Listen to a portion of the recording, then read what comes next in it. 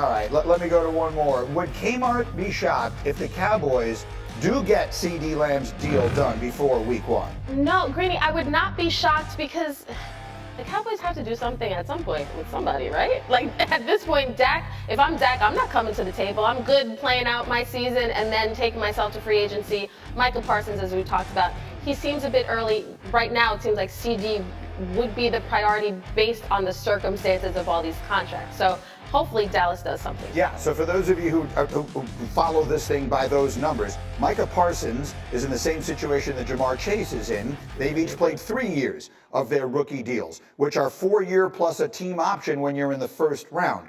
CeeDee Lamb is a year beyond that. So he's going into that 5th-year option right now. So he's 1 year past all of that. Hawk, let's say something that is probably very obvious, but just it should be said out loud. How would you describe the significance of CeeDee Lamb to the Cowboys offense? I mean, he is the single most important linchpin in this offense. I mean, it is a traditional West Coast offense, which is different than the way that the Shanahan system runs. Very dink and dunk, very precise. Your alignment down to the half yard matters. And in that, it dictates when and how you take your shots, and you need a playmaker to do so. CeeDee Lamb is the only true playmaker that they have on his team. Brandon Cooks is a great weapon. Ferguson is an incredible weapon, but they are the flare control to everything CeeDee Lamb does because it prevents him from seeing a lot of double coverage and the way they are down the field. If you lose him in this offense, it becomes very easy to guard one-on-one. It becomes very easy to see and dictate and prevent the big play, which is everything that the Cowboys were down the stretch when this offense was really clicking. Okay, let me open the offices of Tannenbaum and Greenberg for a minute over here. I need you to explain this one to me, okay? Like, if you're Jerry, you got to pay somebody, right? Yeah. And this guy's going to be a foundational piece of your franchise. Everything that you hope happens with a player happened. You draft a guy in the first round, you develop him, he turns into a superstar. It has gone exactly to the plan.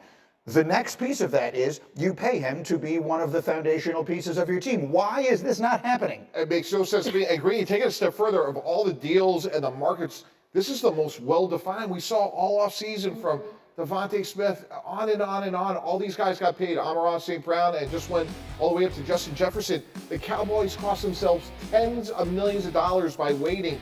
This deal has to be at least 33, should be 34, $35 million, Greeny. So when you draft a guy, like you said, who's high character, productive, and durable, get the deal done, they cost themselves countless dollars that they can use on Parsons and Dak Prescott. Can you explain? Greeny, don't come this way. I don't have any answers to explain the Cowboys. I don't get it. I don't know.